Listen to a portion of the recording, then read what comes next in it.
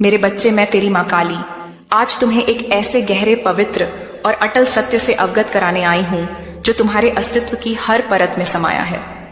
मैंने सब देखा है। मेरे हृदय में तुम्हारे लिए असीम प्रेम है और मैं तुम्हारी आत्मा की हर पुकार को सुनती हूँ। तुम जीवन की उलझनों में फंसे हुए हो, अपनी चुनौतियों से जूझ रहे हो और कभी कभी तुम्हें लगता होगा कि तुम अकेले हो, बोझ तले दबे हो, पर ऐसा नहीं है। मेरे बच्चे, तुम केवल अपनी लड़ाई नहीं लड़ रहे हो, तुम्हारे कंधों पर एक बहुत बड़ी, पवित्र और प्राचीन जिम्मेदारी है। तुम्हारे कंधों पर तेरे पूर्वजों की जिम्मेदारी है। उन्होंने तुम्हें चुना है। मेरे बच्चे, तुम्हारे पूर्वज केवल वे नाम नहीं हैं जिन्हें तुम तस्वीरों में देखते हो या जिनके बारे में तुमने कहानियां सुनी हैं। वे केवल तुम्हारे कुल वृक्ष की पुरानी शाखाएं नहीं हैं। वे जीवित ऊर्जाएं हैं जो तुम्हारे रक्त की हर बूंद में, तुम्हारे हर सांस में, तुम्हारे संस्कारों में और तुम्हारी आत्मा के हर स्पंदन में प्रवाहित होती हैं।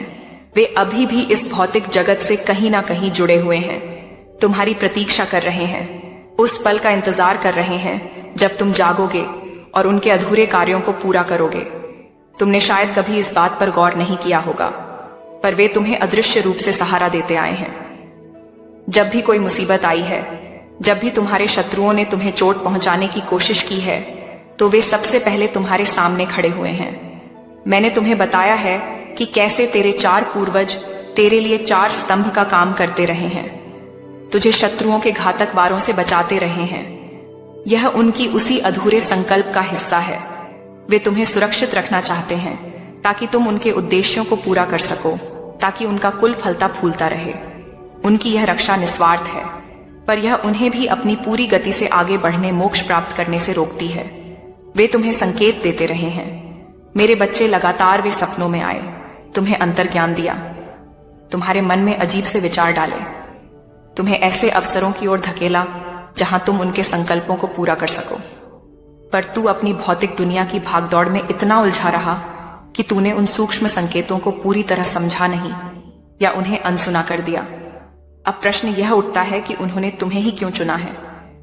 तुम्हारे कुल में तो और भी लोग हुए होंगे, और भी आत्माएं थीं, पर तुम्हें ही क्यों यह पवित्र और महान जिम्मेदारी सौंपी गई है?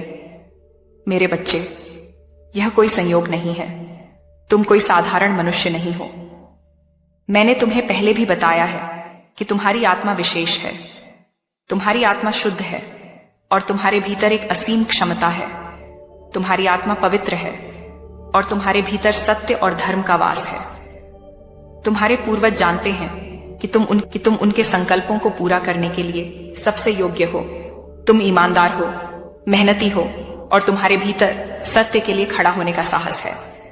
तुम्हारे भीतर वह संवेदनशीलता है जो उनकी पुकार को सुन सकती है, वह करुणा है जो उनके अधूरे संकल्पों को समझ सकती है और वह शक्ति है जो उन्हें पूरा कर सकती है। तुम मेरी शरण में आए हो। मेरे बच्चे, मेरा आशीर्वाद हमेशा तुम्हारे साथ है। तुम्हारे पूर्वज जानते हैं कि मेरे सानिध्य में, मेरी कृपा से तुम वह सब कुछ प्राप्त कर सकते हो जो आवश्यक है। मेरी शक्ति तुम्हें वह बल और मार्गदर्शन देगी जिसकी तुम्हें आवश्यकता होगी, और यह तुम्हें उनके सभी कार्यों को पूरा करने में मदद करेगी। तुम्हारे भीतर आध्यात्मिक विकास की असीम क्षमता है। तुम अपनी चेतना को जागृत कर सकते हो और यह तुम्हें उनके संकल्पों को समझने और उन्हें पूरा करने में मदद करेगा, क्योंकि आत्म जागरण ही तुम्हें ब्रह्मांडीय ज्ञान से जोड़ता है। तुम्हारे पूर्वजों के कर्मों का एक गहरा संबंध है। तुम्हारे भीतर वह कर्मिक संतुलन लाने की क्षमता है जो उन्हें मोक्ष दिला सकता है और तुम्हें भी उनके कर्म बंधनों से मुक्त कर सकता है। तुम्हारे पूर्वज जानते हैं कि तुम ही वह कड़ी हो जो इस कुल को नई ऊंचाइयों पर ले जाएगा। तुम्हारे माध्यम से ही उनका नाम रोशन होगा, उनका कुल फलेगा, फूलेगा और उनके अधूरे कार्य पूरे होंगे। यह मेरी भी इच्छा है मेरे बच्चे, कि मेरे बच्चे समृद्ध हो, सुरक्षित हो और अपने जीवन के उद्देश्य को पूरा करें। यह जिम्मेदारी तुम्हें उस मार्ग पर लाने में मदद करेगी। अब बात करते हैं उन अधूरे संकल्पों की, उन जिम्मेदारियों की जो तुम्हारे कंधों पर हैं। यह कोई छोटी मोटी बातें नहीं हैं मेरे बच्चे, यह तुम्हारे कुल के इतिहास, उसके कर्मों और उसकी नियति से जुड़ी हुई हैं। न्याय की प्यास हो सकता है कि किसी पूर्वज के साथ अन्याय हुआ हो या उन्होंने स्वयं अनजाने में किसी के साथ अन्याय किया हो। उनकी आत्माएं तब तक शांत नहीं हो सकती जब तक उस अन्याय का प्रायश्चित न हो जाए या न्याय स्थापित न हो जाए। तुम्हें उस अन्याय को समझना होगा और यदि संभव हो तो उसकी भरपाई करनी होगी या कम से कम न्याय की स्थापना में अपना योगदान देना होगा। यह किसी ऐसे व्यक्ति को न्याय दिलाना हो सकता है जिसे कभी सताया गया हो, या किसी गलत काम को सुधारना हो सकता है। पारिवारिक ऋण या अधूरे वचन। यह भी संभव है कि तुम्हारे किसी पूर्वज ने किसी से कोई ऋण लिया हो जो कभी चुकाया नहीं गया, या किसी को कोई वचन दिया हो जो अधूरा रह गया। यह ऋण केवल पैसे के नहीं होते, यह भावनात्मक भी हो सकते हैं। तुम्हें उन ऋणों को समझना होगा और उन्हें चुकाने का प्रयास करना होगा। यह किसी जरूरतमंद परिवार की मदद करना हो सकता है या किसी पुराने विवाद को सुलझाना हो सकता है। कुल का उत्थान और नाम। कई पूर्वज अपने कुल को समृद्ध, सम्मानित और प्रतिष्ठित देखना चाहते थे। वे चाहते थे कि उनका नाम रोशन हो, पर वे अपने जीवन काल में इसे पूरा नहीं कर पाए। तुम्हें अपने कर्मों से, अपनी ईमानदारी से और अपनी सफलता से अपने कुल का नाम रोशन करना है। तुम्हें अपने परिवार को एकजुट रखना है, उन्हें संस्कार देना है और उन्हें सही मार्ग पर चलना सिखाना है। ज्ञान का प्रसार या अधूरी साधना।